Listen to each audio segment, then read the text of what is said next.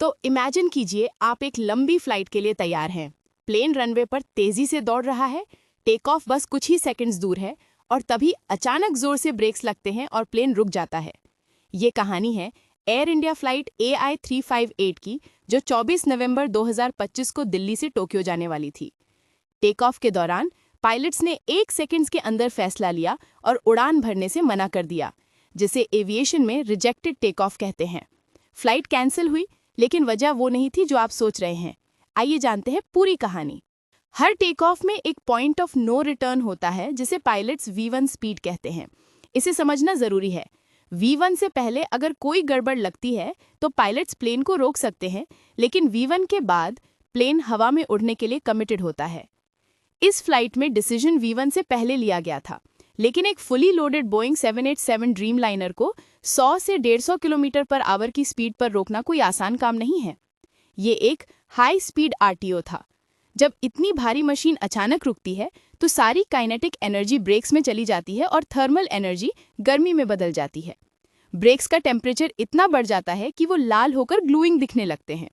यहाँ तक कि टायर्स में फ्यूज प्लग्स लगाए जाते हैं, जो गर्मी से पिघल जाते हैं और टायर्स की हवा सेफली निकाल देते हैं, ताकि टायर बॉम्ब की तरह फटे नहीं। पायलट्स अपनी मर्जी से कभी भी प्लेन नहीं रोकते। इसके स्ट्रिक्ट रूल्स होते हैं।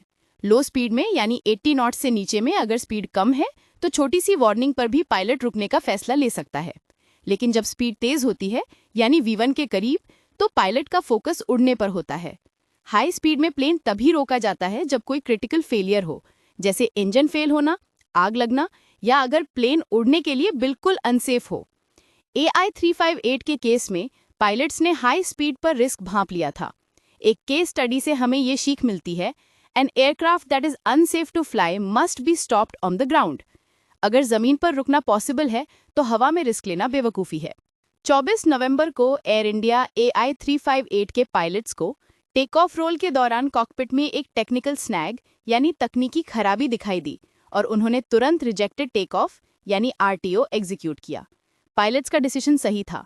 प्लेन और पैसेंजर्स बिल्कुल सेफ थे और उन्हें टोक्यो ले जाने के लिए एक दूसरा प्लेन भी अरेंज कर दिया गया था।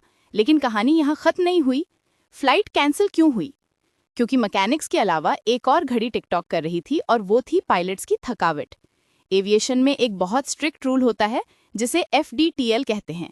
पायलट्स इंसान हैं, मशीन नहीं।